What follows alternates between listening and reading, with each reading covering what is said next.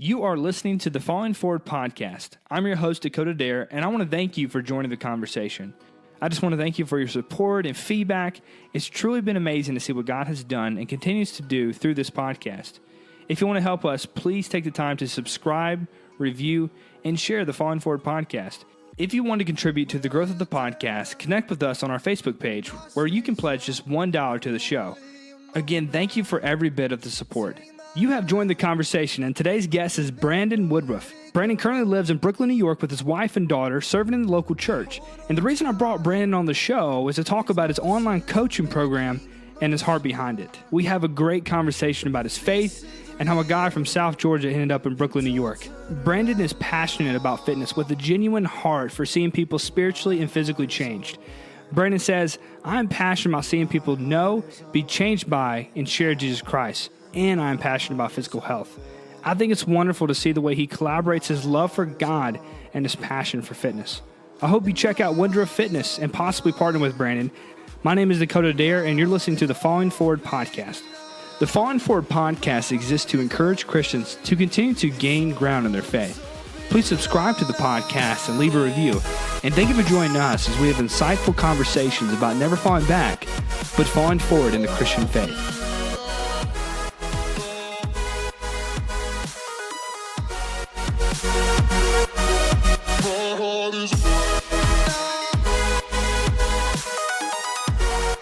All right, Brandon, how's it going? It's going well, man. How are you? I'm doing so good. I'm so happy that you're on the podcast. We've been trying to get this thing going for a while because it's kind of funny. You actually live in Brooklyn, New York. Yep. So there's going to be issues, a little bit of sound. I mean, most of the time we've tried to do the podcast, there's been traffic, and it's just kind of cool, the environment you live in, because it's completely opposite than Fort Worth, Texas. Yeah. And so, man, it's so good to connect. Yeah, man. Cannot imagine living out there, and we're going to talk a little bit about that and your transition, man. But yeah, for the listeners, best here to make the best signal, best sound, best audio. If Brandon ever sounds like Optimus Prime, I apologize. If that idea helps you feel better, that makes it a little more easier to listen to, then I hope it does. But so, man, Brandon, I want to start the podcast off with asking a very interesting question. Yeah. And a lot of people probably don't know who you are and what you're about and everything. We're going to dive deep into that. We're going to talk about a lot of stuff today. But what's the most important thing that people should know about you? Oh, man, that's a tough question. I guess for the purposes of this of this podcast, the most important thing is that I'm a dude who's in Brooklyn, looking toward church planning, and trying to get a fitness business off the ground that's going well and growing. And I'm particularly passionate about helping people, helping everybody, but helping people in ministry, in any form of ministry, to kind of take charge of their health, just because, I think it's really easy to put that on the back burner. So right now, man, I'd say that's the biggest thing I'd want people to know about me. Well, man, it's a fantastic question. I mean, answer. Caught you flat-footed there. I just want to see see how I get back on. See how I respond, man. I'm having a little fun with that, man. I think just asking obscure questions like that. So, man, I want the listeners just to understand who Brandon is, and just share a little bit of your history, your past. You're originally from Savannah, Georgia, which I love that since I'm a Georgia myself. Yeah. You moved to Alabama, you're in the Air Force, and then you're in Brooklyn, New York. Could Right. you possibly explain that timeline to the audience? Sure, I can try. You want like testimony right now, or just kind of like how I got from place to Man, yeah, just place to place, man. Just share your story, and then we'll kind of go back and kind of you talk about where God's kind of moved in throughout your life. Yeah, man. So, so like you said, I'm originally from Savannah, Georgia. Lived there until I was about 14. And then moved with my dad. My parents had divorced, and my dad and I moved to Mobile, Alabama. So I spent all of my teenage years and very early 20s there. That's where my wife is from there. That's where we met. We got married. I went to college. I went to high school and college there at the University of Mobile. And then we finished up college in May of 2010, got married in October of 2010. And then after that, just worked for about a year trying to decide what God wanted us to do. Was doing some helping with youth ministry and things like that. And then we decided to to join the military. No, skipping ahead. We decided to move to New Orleans to go to seminary there. So I did a year at seminary, and my wife and I, like, we were newly married. We were just like blowing our money, and we just were like, oh man, we were not doing so well financially. We found out our daughter was on the way. So through a lot of prayer and just seeking the Lord, we decided to join the Air Force for the 4 years. So did that, joined the Air Force, wound up right back in Valdosta, Georgia, and was there for the whole enlistment except for just the basic training and the tech school. So we were in Valdosta for about 3.5 years. And then as time was coming up to get out of the military, we're seeking somewhere to move and do ministry, and wound up moving to Brooklyn. So that's the short version of how we got from place to place. Wow. I love listening to people's stories of kind of how all these transitions in life that you wouldn't sit down years ago and say, this is what's going to happen. But, God knew. And it's just, I don't know. It's kind of funny, one of the verses this season of life that I've been living by is that, man plans his path, but God directs his steps. Yeah. And how true is that? That is so true. 100%, man. I never thought I'd be living in Fort Worth, Texas, and I still think it's funny, man.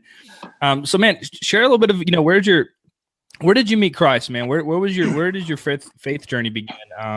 So, kind of talk a little bit about that. Share a little bit of your testimony. Yeah, sure, man. So, for me, I always admire the people who are like, yeah, I came to know Christ on like July 8th, 1987 at like 12:06 p.m. I always think that's impressive when people just have it nailed down like that. But that's not my story. My story is it's a little more ambiguous. Like when I was 6, my dad picked me up from school one day, drove me out somewhere and just told me about Jesus, led me in, the prayer and everything like that. And I prayed, and then I went home and, probably beat my brother up or just something like that. There was no like, life change or any kind of thing like that. I mean, I was 6, and for me, like I would say with pretty strong, I would say with confidence that I did not know Christ until I was 14, except for the fact that when I look back over some of the things I was doing in my life, I don't know how to explain it, but any other way than the conviction of the Holy Spirit on my life for certain things I was doing. When I hit about 14, I had just moved to Alabama. I was watching a Billy Graham crusade just with, some family that was watching it. And man, his words were hitting home. I called the little, number on the hotline there and talked with a lady, prayed. And man, God just, even after that, it wasn't 100%. I still was kind of in a bad relationship, was doing some things I knew I shouldn't have been doing, but it was almost like God just kind of broke me down, like, and got me to a spot where one day I was just like, Lord, my life is yours. It was almost as though he just kind of tapped me on the shoulder and was like, all right, like, you're my child. You're not going to live this way anymore, and that's when it was 100% kind of flip for me. Everybody, my family, my friends were all kind of like, what happened to you? Went from being like the cousin that was the bad influence to the cousin that people were like, why don't you ever want to do anything fun? And it was just weird like that, man. I mean, God flipped everything on its head. But for me, it's a little tough for me to nail down the exact point when I truly trusted Christ. But at that point, I know that is the point at which my life, was just completely surrendered to him. And he was, ever since then, I was 14 years old. And it's been a ride since then, man. I'm 29 now, going to be 30 this month. And yeah, God's done some wild things and changed me in some ways that I never would have imagined. So, wow. I love, that's just a genuine answer, man. I appreciate that. I know it's awesome to me to hear that how people, when they accept Christ, just this radical change that and the scripture talks about that. Yeah. Therefore, anyone who's in Christ, he's a new creation. The old has passed, the new has come. Just that shift. And man, I love to hear that. I also think it's cool because I'm a huge Billy Graham fan. Yeah. And so the fact that you were saved through a crusade on TV is just remarkable. Same here, man. It's kind of wild, What did you think about any words about his passing?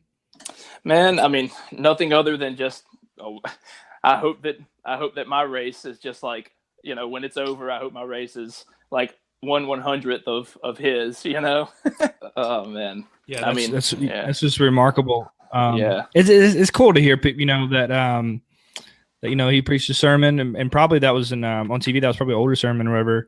Yeah. Was it like a live event, or is this an older sermon? I believe it was you live. I think if I remember correctly, it was live. This would have been around 2002, 2003, something like that. So I want to say he was preaching live, but it could have been an older one. I can't remember. Wow. So man, that's just remarkable to hear that. So man, why are you in Brooklyn, New York? Share a little bit about kind of why you're there. What's your status? And then we'll transition to kind of the conversation for the day, just kind of what you the fitness aspect of it. But right now, just kind of your personal life of what you're doing there, church plant. Just share a little bit of that. Yeah, man. So how we got here was like I was saying earlier, we were in the Air Force in Georgia, and just once we hit about a year out from when we were going to get out of the military, my wife and I, like, I've known since I was, senior year in high school that I was called to ministry. Didn't 100% know what that meant, doubted it a million times, and God just, used various things to confirm that, to bring that back. And he's clarified it, throughout the years, what that means for me and what that's to look like. At this point, when we were about to get out of the military, this would have been, about just over 2 years ago. We just had really started praying and seeking the Lord and trying to figure out, like, where should we go? Like, what should we do?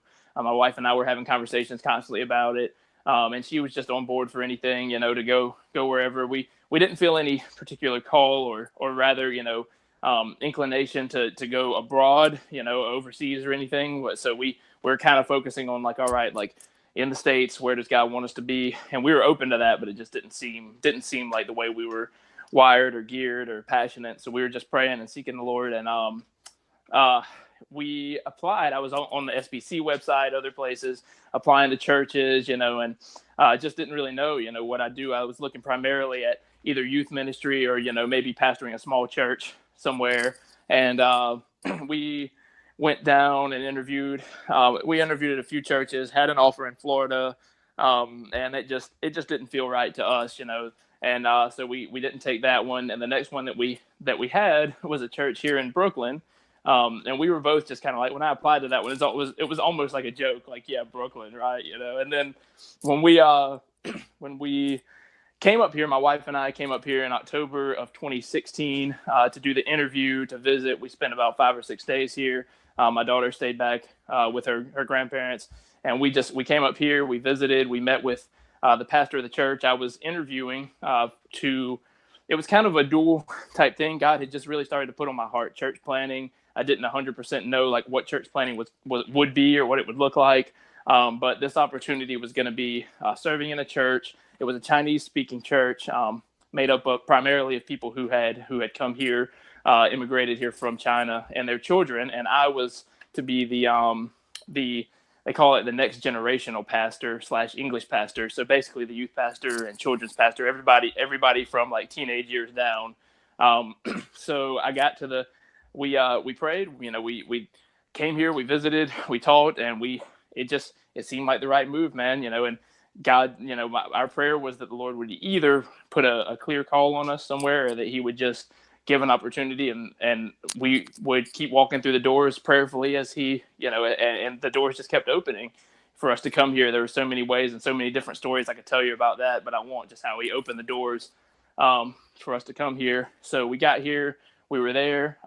It's a whole different story, but we were at that church for 6 months, and we just kind of realized, like, this isn't going to be the best place for us to serve. By this point, I was a church planning intern through the North American Mission Board, still am, and so I was working with NAM and everything, and they kind of decided to, we kind of mutually, like, agreed it would probably be a good idea for me to relocate and serve in a different church plant. So we did that. About 6 months after moving here, 5 or 6 months after moving here. And we're at a church now called Park Slope Community Church in Brooklyn, where we serve. Now, we my serving and the time that I'm actually there is very limited. I work a full-time job Monday through Friday, doing payroll and billing for a staffing agency in Manhattan. That's payroll type stuff is what I did when I was in the military. So was able to get that job. And I do the fitness coaching right now part-time, and all my, I use my lunch breaks, my commute time, sometimes on the weekend, and the prayer is for that to, and the vision, and it's going well, is to, by August, to be able to leave that job and focus primarily on the fitness coaching, maybe with some other income from somewhere else, maybe another part-time job. And right now we're about to kick off a fitness ministry out of Park Slope. So that'll kind of Park Slope Community Church where we are. So we'll be able to do that. We just finished the North American Mission Board's training called Boulevard. It's like an 8-month cohort that kind of helps prepare you for church planting. So for us, actually planting a church is probably a couple of years down the road. We're just going to serve in the plant we're in, build this business. And the vision is to kind of be the bivocational long-term. And, it's kind of come to be like kind of a dual calling the Lord seems to have put on my life. And he's using the fitness coaching in a lot of ways as ministry as well. So yeah, man, that's what we're doing here. Long-winded version of it, but I don't really know a shorter way to say it. Yeah. Well, and, it's just, different directions, man, but yeah. God is kind of, pulling you along. So, and yes, it's a great transition in kind of discussion today, which being ministry that you have or business that you run, which is something that you seem to be doing well. You seem to enjoy, you seem to be passionate about. And so I do think it's really cool. For me, as a guy I'm wired in a way that I love doing different things at once sometimes. Yeah. I don't know why I put myself through this, but I have to somehow express my creativity. Yeah. And so even now, I'm a full-time student. I'm interning at a church. I'm doing a podcast, and then I'm just kind of, I enjoy doing that stuff as well as trying to be, my own personal walk with the Lord. And then, of course, being a husband and serving my wife. So I enjoy that. So one thing real quick before we dive into just fitness coach, your ministry, tell a little bit about being innovative in a church plant, learning how to, that you right now are serving in a church, but you're also working full-time job. So, because a lot of people, I think, in ministry, they think that, man, you're just going to get the mega church job. You get a full, everything's paid for. You're just going to be preaching and that's it. But it's not, the reality is it's not like that, especially in a place like Brooklyn or Manhattan where it may be a little difficult to plant a church. So just explain that a little bit.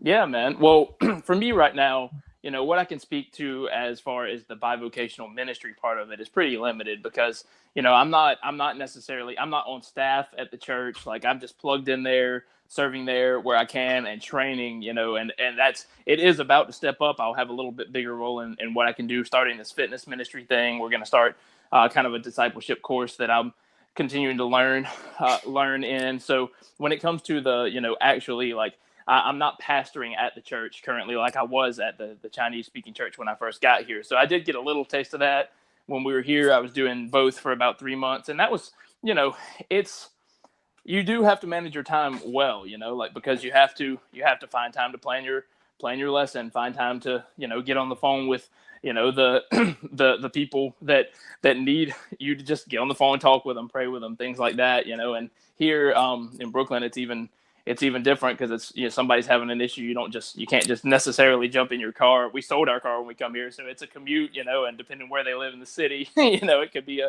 45-minute commute. So it is, I will say, like, I'm wired similarly to what you're saying. Like, I'm just very, like, I think I would kind of go crazy if I only had one thing to do, and so I focus on different things. So that I think that's why the fitness and the job and getting my role in ministry beginning to grow more is working well, and for us, the big weight of that is probably a year or two down the line of what it's going to feel like to be full swing into bivocational ministry. But right now, it's just, I think the best way I can describe it is everybody talks about balance, and having like a balanced life, but I don't think balance is the right word. I think it's more of a rhythm because balance indicates like balance indicates like you just have this perfect act where, have things together and you're spinning this plate and this plate and you have to have them in sync, but it looks a little bit more like rhythm, as in, this week might be nuts and it might be, almost 100% focused on work and just paying the bills.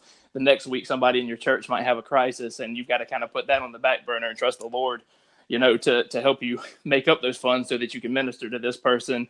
I think every week, sometimes even every day, looks different. I don't think it's not really so much of a balance. You can come up with a plan as best you can, but there are a lot of things you can't predict, and you just have to be willing to, in the power of the Lord, just kind of be light on your feet and able to switch directions.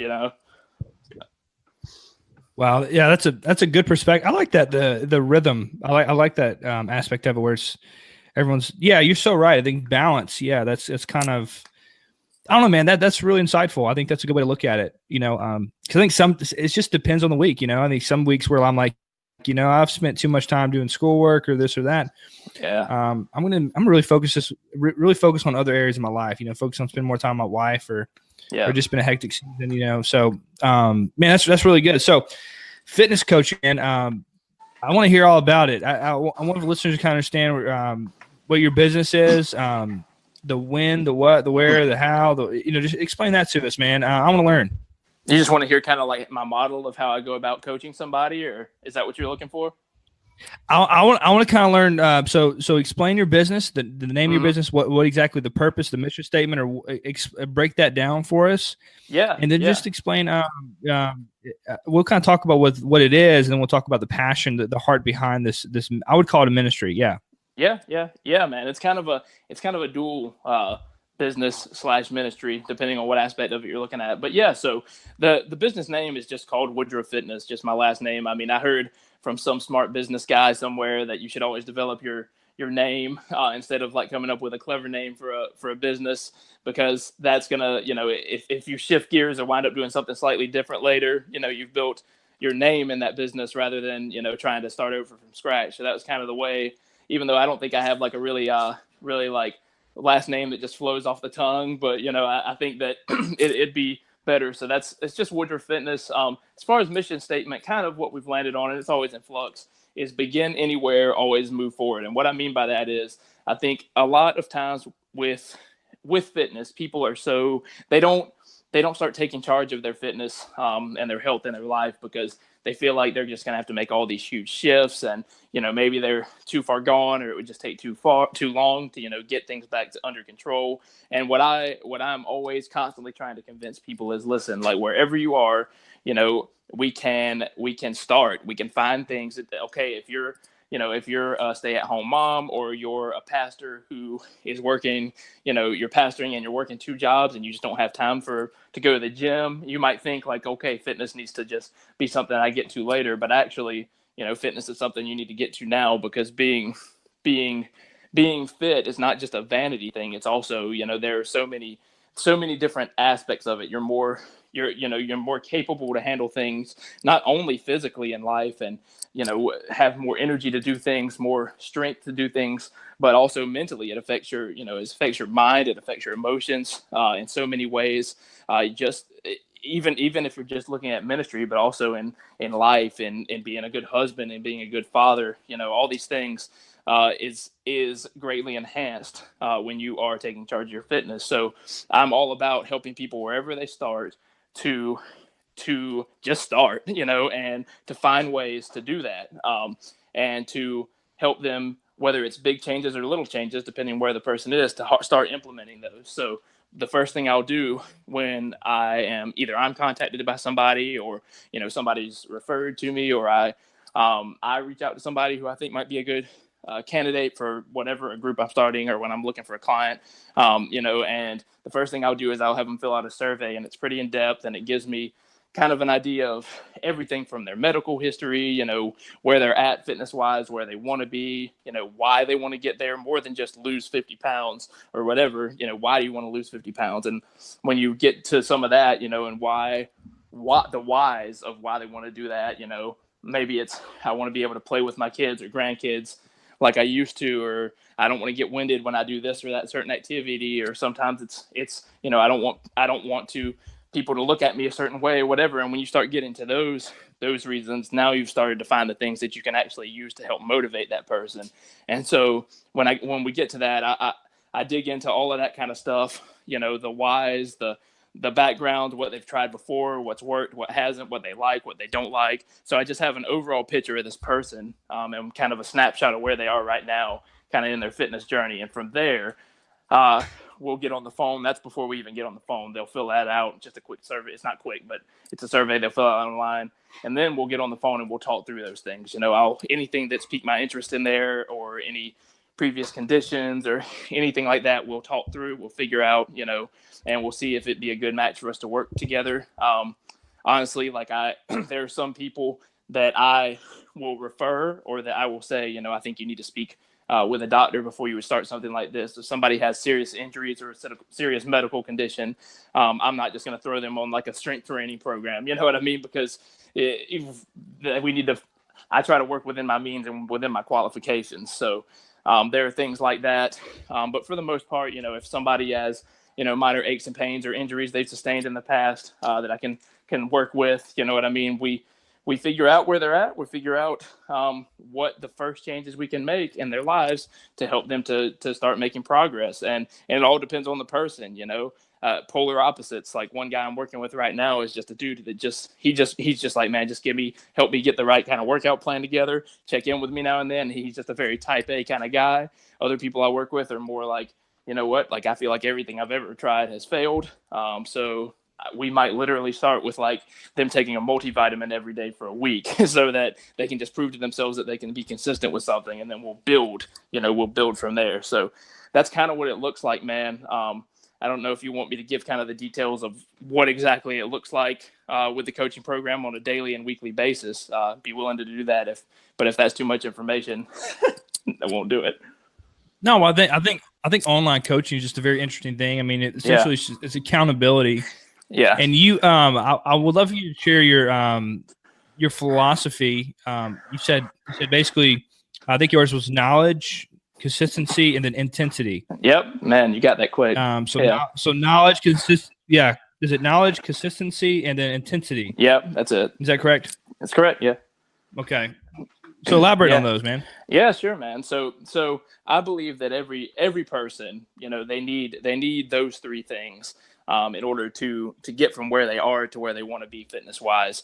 The knowledge part of it is really just helping them find what's going to work for them. When you first start trying to look into, you might have, whatever's happened that's kind of spurred you to start like trying to want to take charge of your fitness. First thing people will normally do is get online and start looking around. And that can just be like you just get lost in this vortex of information. And you're just like, you read one article and you're like, that sounds good. And then you check a second one and it says the opposite. And you're just lost and you don't know who to ask or who to trust. And you've got this lady at work who's just hardcore on keto or paleo. And she's just always preaching that to you. So you're just confused. You know what I mean? There's just everybody's got some kind of story like that, where it's like, what do I do? Where do I start? So not only do I try to help them focus on the things scientifically that's actually going to work for them, both with workouts and nutrition, but I also, like I said, with the survey, get a snapshot of where they are and find what's going to work for them. Because let's just say a weight training program is going to be the best thing scientifically to help that person get from point A to point B the quickest, that doesn't necessarily mean it's going to be best for that person. They might not be able to afford a gym. They might not be anywhere near a gym. They might not have time for a gym. They might just not want to go to a gym. And there's so many factors that can play into that.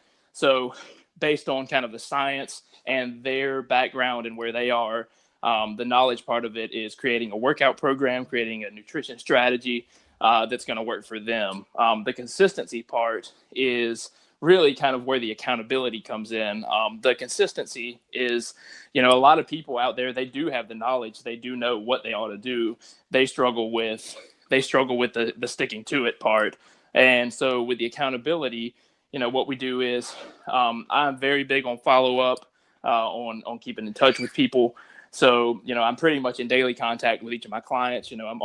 We're connected via Messenger to anything that they can ask questions. I have them send me videos, if they're weightlifting or anything like that. I have them send me videos so that I can check on their form, kind of cue their form, give them pointers on how to before they really start adding weight and risking hurting themselves, make sure they have their form dialed in. There's that accountability aspect of it. So we do that. And I have them I have a software I use. It's called My PT Hub, where I set them up as my client. That's where I build up their workout programs, input, like they can track their calories in there.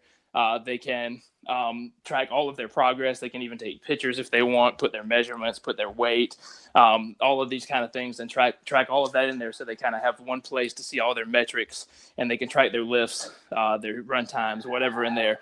And from there, they will. So we have that. And then the intensity part is, trying to help a person. There's people in gyms and everywhere all over the world who know what they're doing and show up to do it, but they just kind of like go through the motions and just, they're not reaching for whatever's next. And that's fine for some people. Some people just want like a general level of fitness. Other people want to always improve upon it, just don't know what to do. So the intensity part is, I find I always kind of have a loose plan that adjusts as we go, and I learn that person better and better, and help them to focus on whatever's going to be the next thing for them, to help them kind of keep building on that foundation that we built.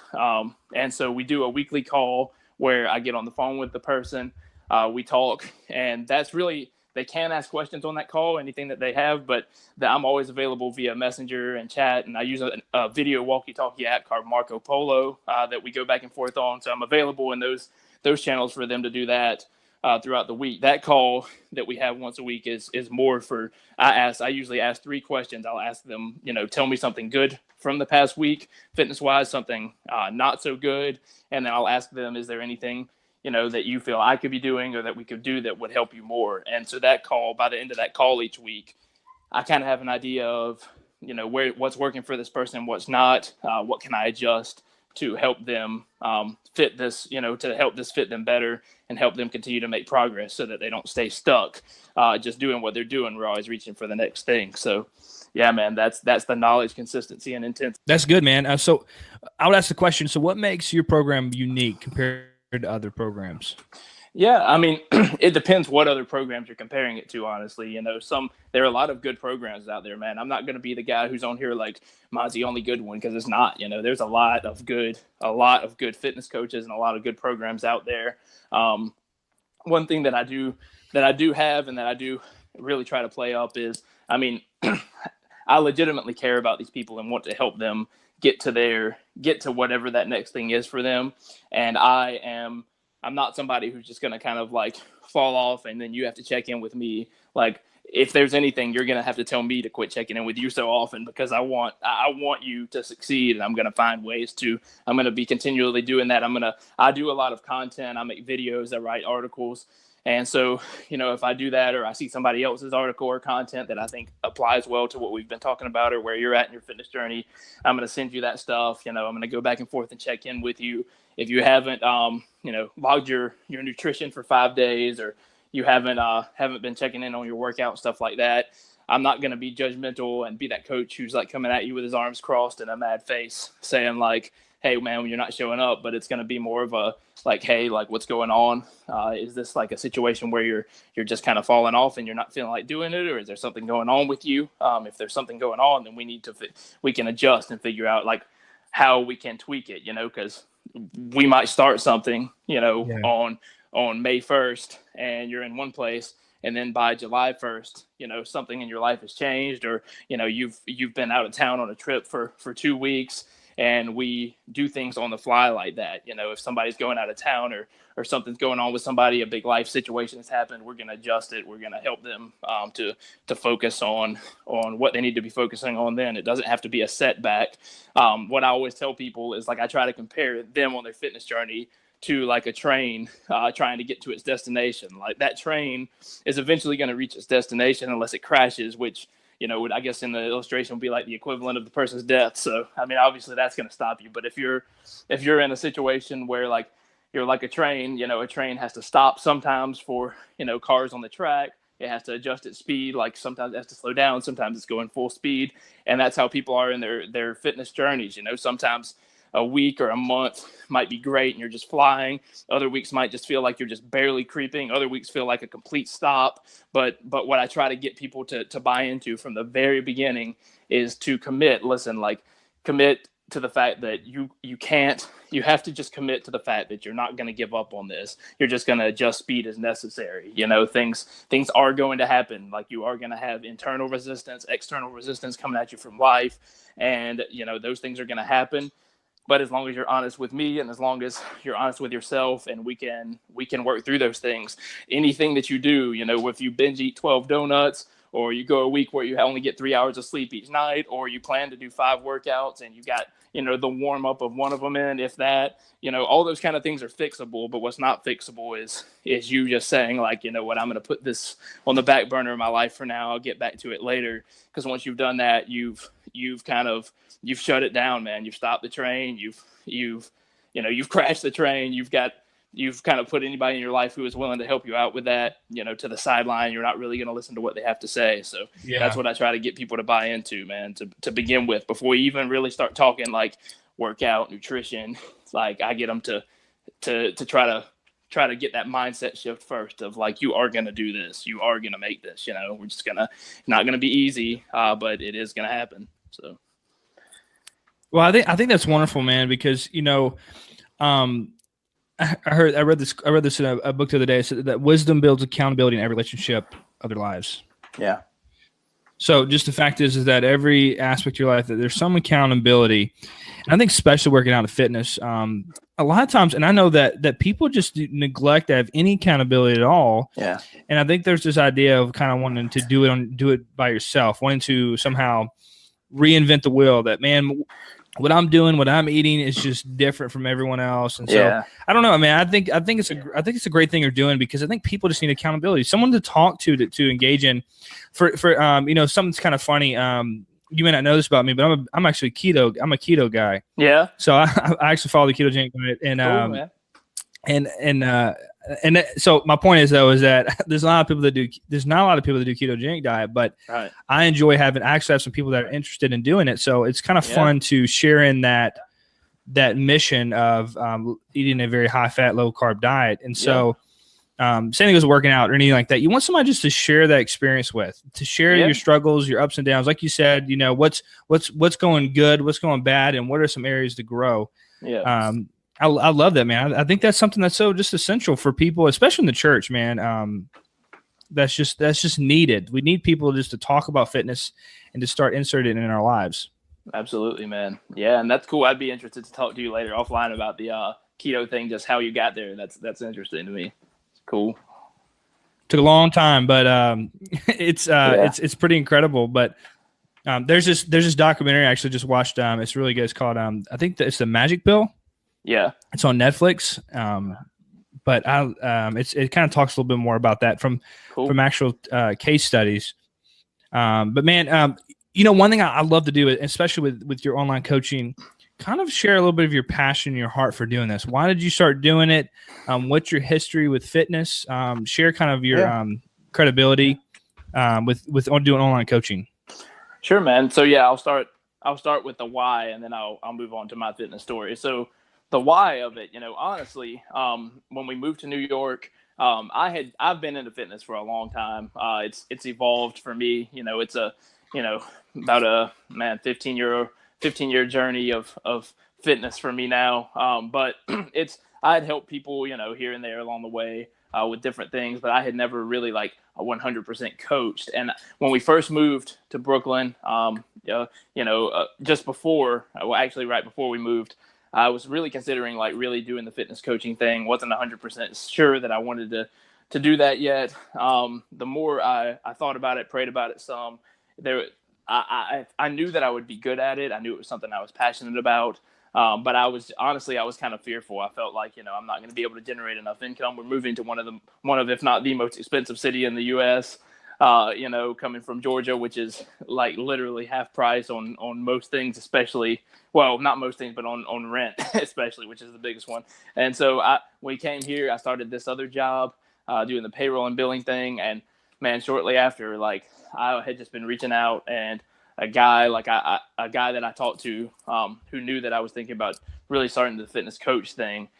He was just I reached out to him just talking about, what I was going to do money wise. And he was like, well, what about the fitness coaching thing? And I was like, well, honestly, man, I want to do it, but I just, there's so many different things going on in me. And he was just like, listen, man, like all that's great, but the truth of it is you just don't believe like you can do it. And when he said that, God just used that, man. I don't know why. It wasn't a pride thing. It was like because I mean, I do struggle with pride in areas of my life, but this was not a pride thing. It was like you know what? He's right. Like I absolutely can do this. Like this is something God's gifted me to do.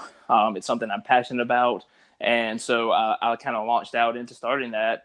The why of why I want to do it, for why I want to do it and why I'm passionate about it is my experience with fitness has been,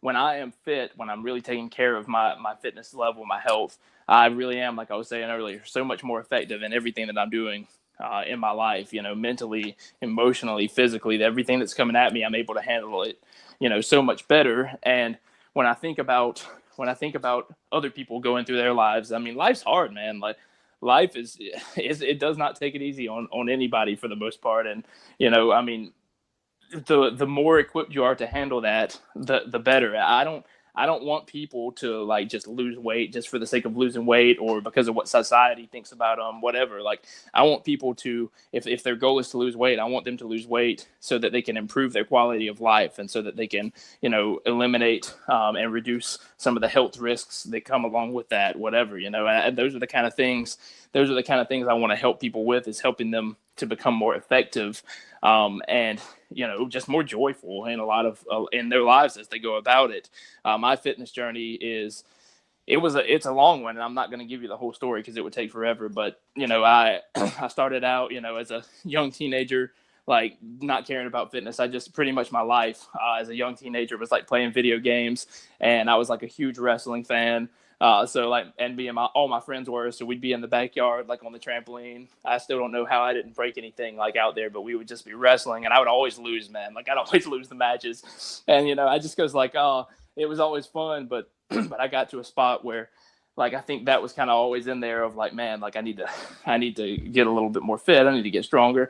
And so I started working out, but just doing like the basic standard, like, you just go in the gym and do like, barbell curls that don't even look right. And, all these kind of things that you just see like people doing in the movies or magazines or whatever.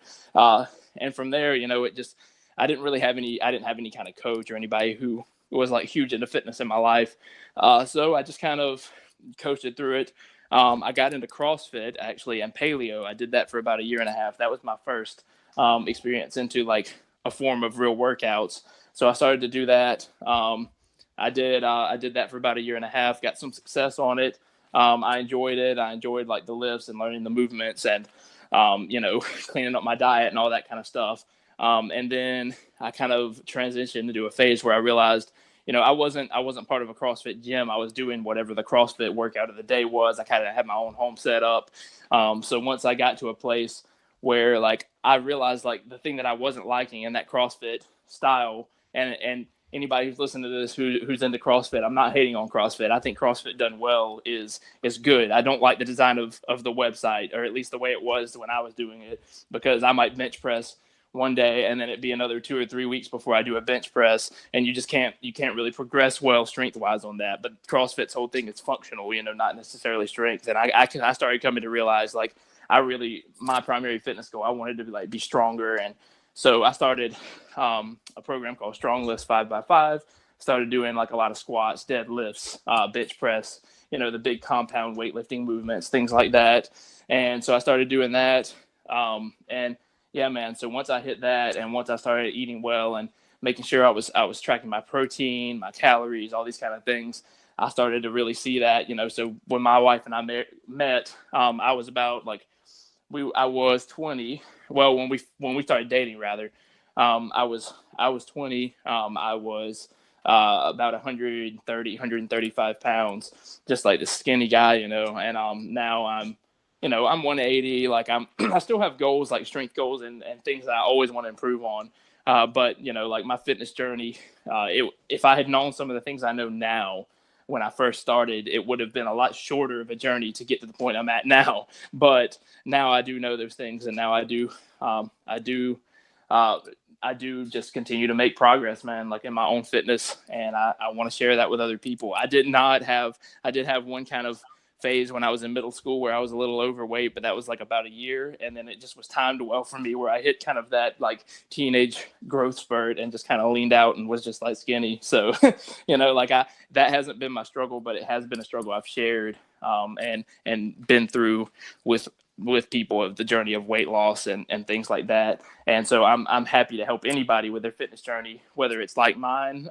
It's funny because when I started it, I planned to help people kind of with similar journeys as mine of like trying to get stronger, build muscle, be more capable to handle certain things.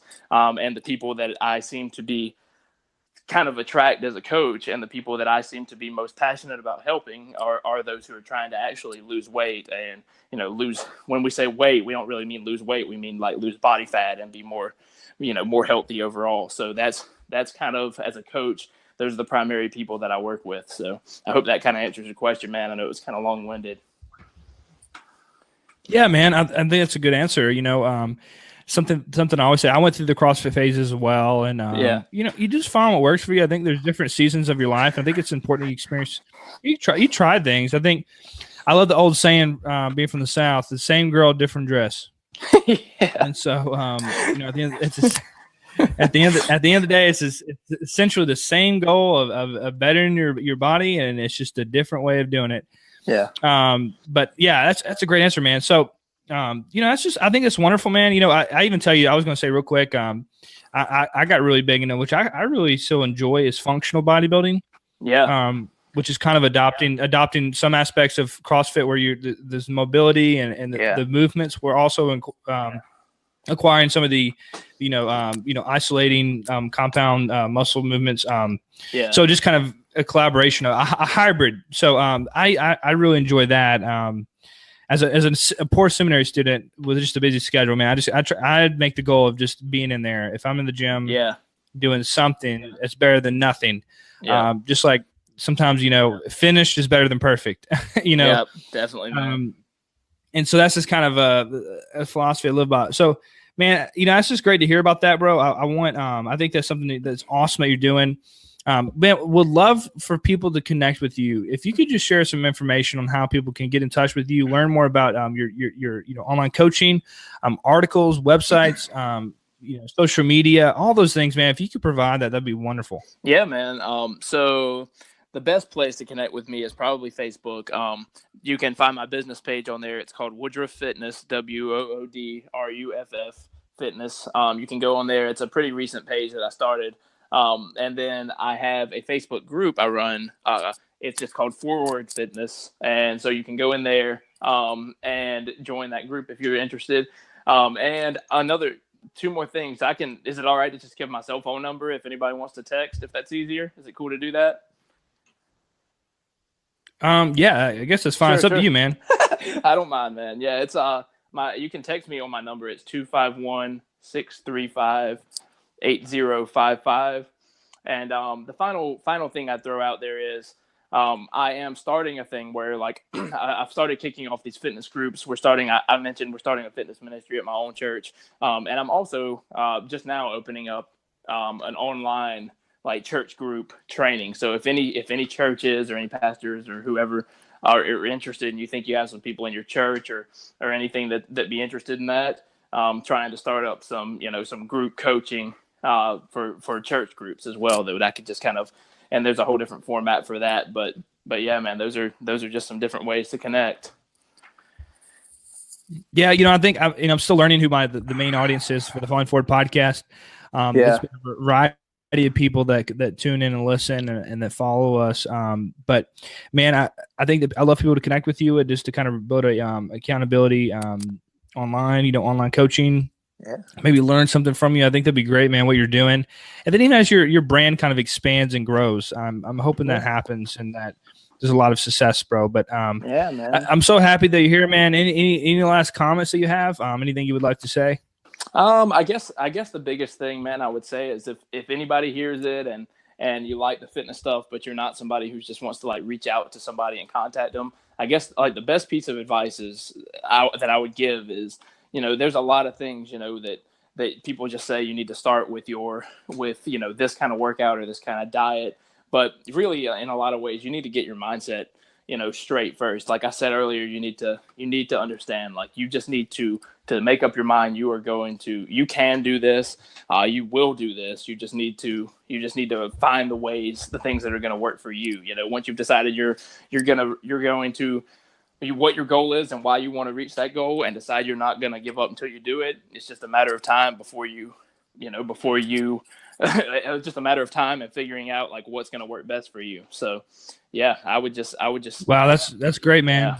Yeah, man. I think, I was thinking, like I usually have each and every week I have usually a passage and then an inspirational quote that I usually try to, remember or carry.